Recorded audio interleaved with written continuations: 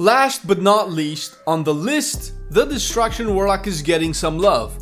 Currently, in the meta, Destruction is performing decent enough to warrant him being picked in Mythics and Raids. The kit is simple, but effective, and so satisfying. As Destro Warlocks, we excel at single target and AoE burst. The rotation and talents are fairly simple as well, but we will go into all of that further in the video. So if you want to skip to a particular topic, check the timestamps in the description.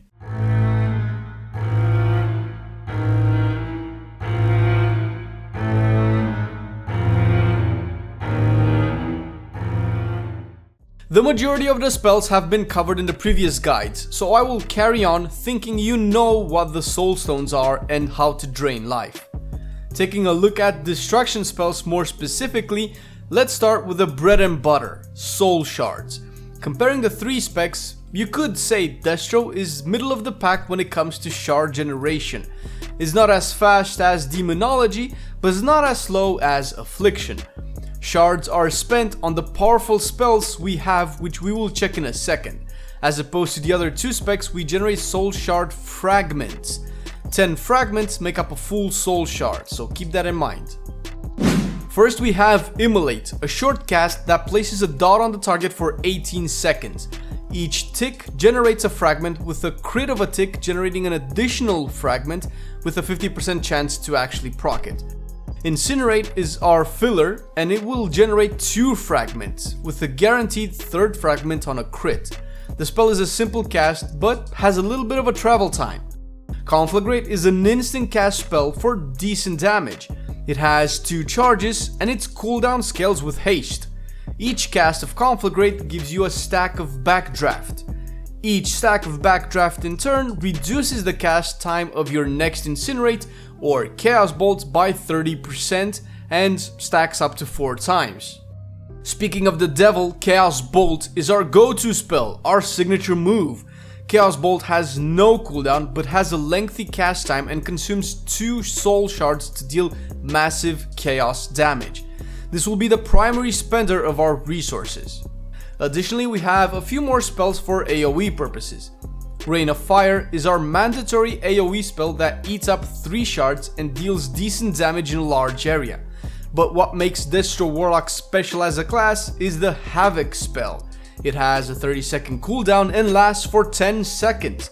Havoc will duplicate your single target spells so that they are also cast on the target with the debuff itself. The spell pushes Destro Warlock pretty much at the top of the meters for cleave fights. Of course, Havoc duplicates spells and their effects as the shard generation from Immolate and Conflagrate, or even the fear effect from Mortal Coil, but not the heal effect. Lastly, specific to Destro Warlocks, we have our big DPS cooldown, Summon Infernal, which acts as an instant AoE damage and stun. Afterwards, the demon appears and starts smashing your enemies. The most important part of this is that it generates a soul shard fragment every half a second, making your DPS window all the more juicier. We talked about Backdraft as a passive. Let's look at the Mastery, Chaotic Energies. It gives us a flat damage boost to our spells, plus a random amount up to what our flat amount is, and a flat damage reduction buff with a random effect similar again.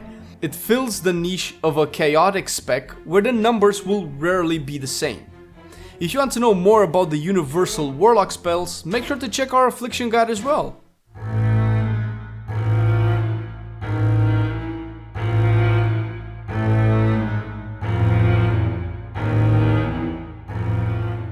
When it comes to the talents, we have 2 main talent builds, for AoE and single target, with slight variations depending on the type of the fight, where certain talents edge a little bit further ahead. I'll be talking about the 2 main talent builds in the video. To keep it simple for newer Warlocks, and for you lazy ass veterans, I seriously recommend simming to see which are the best, since talents, although rarely, change in strength based on which Azerite traits you have equipped. Let's check our options. Tier 1 we have Flashover, which buffs Conflagrate by 25% increased damage and makes it give us another stack of Backdraft for a total of 2 stacks.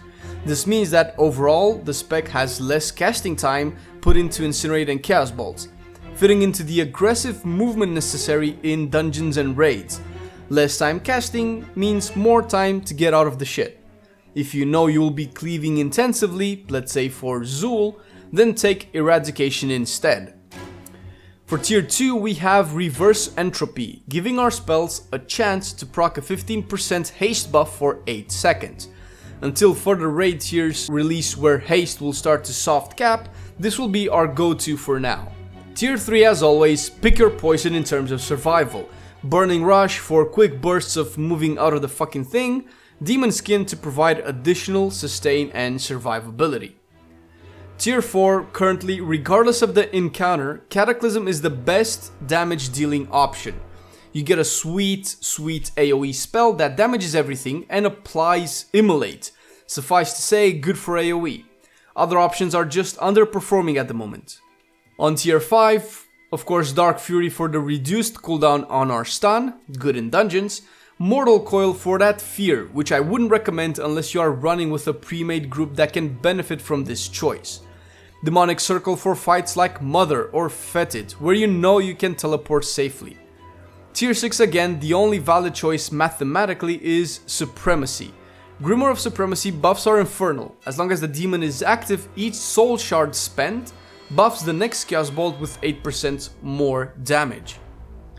Tier 7 is the only realistic road that gives us two options. Dark Soul will be good for single target. Use it on boss fights as your DPS cooldown since it gives you a 30% crit chance for 20 seconds. Channel Demon Fire will be our AoE instead. Mostly used in Mythics where you will literally channel fire damage into every target affected by Immolate.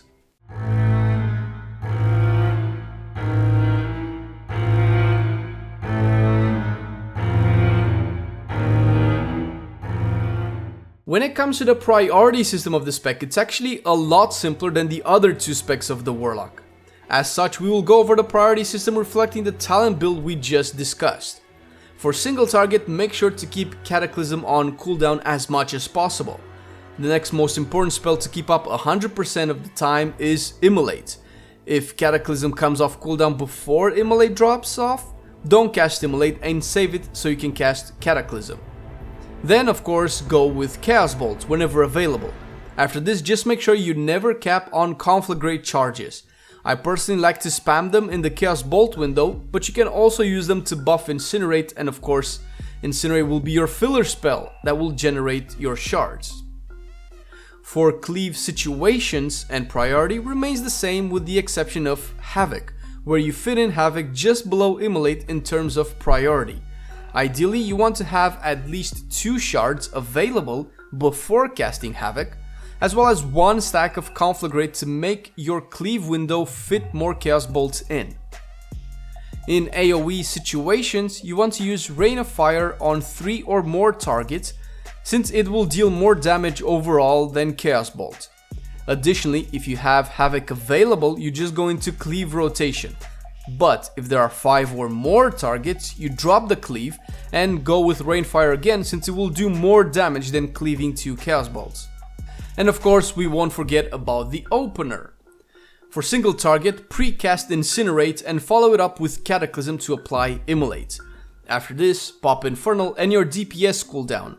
Do a quick Conflagrate and then Chaos Bolt, then Incinerate, Conflagrate and then Chaos Bolt again.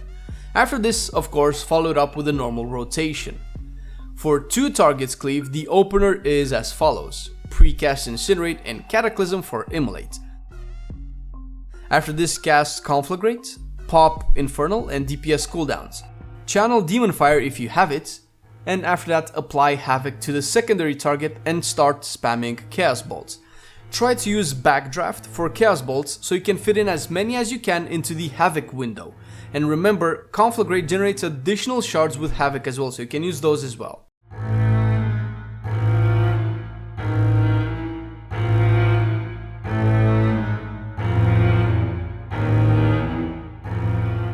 Stat priority changes over the course of you gearing your character. To start off, sim numbers show intellect being the best, followed by haste and mastery, with versatility being the worst one. I would recommend simming yourself whenever you have 2 gear pieces with the same eye level just to see which one is better. As far as Azerite traits go, again, don't mean to sound like a broken record, but they change, and we are getting closer to 8.1 that will roll in new traits. Until then, Laser Matrix and Archive of the Titans are way above anything else. Non-Uldir traits remain. Dagger in the Back as the best performing one for single target, followed by Crashing Chaos and Champions of Azeroth.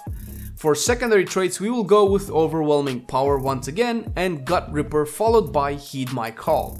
Anything else I would 100% recommend simming, and I already launched a video a few weeks ago showing you how to do that, so go check it out. Enchant and Gems remains the same with all specs at the moment. Haste, haste, haste. With the occasional Intellect Kraken Gem if you can afford it.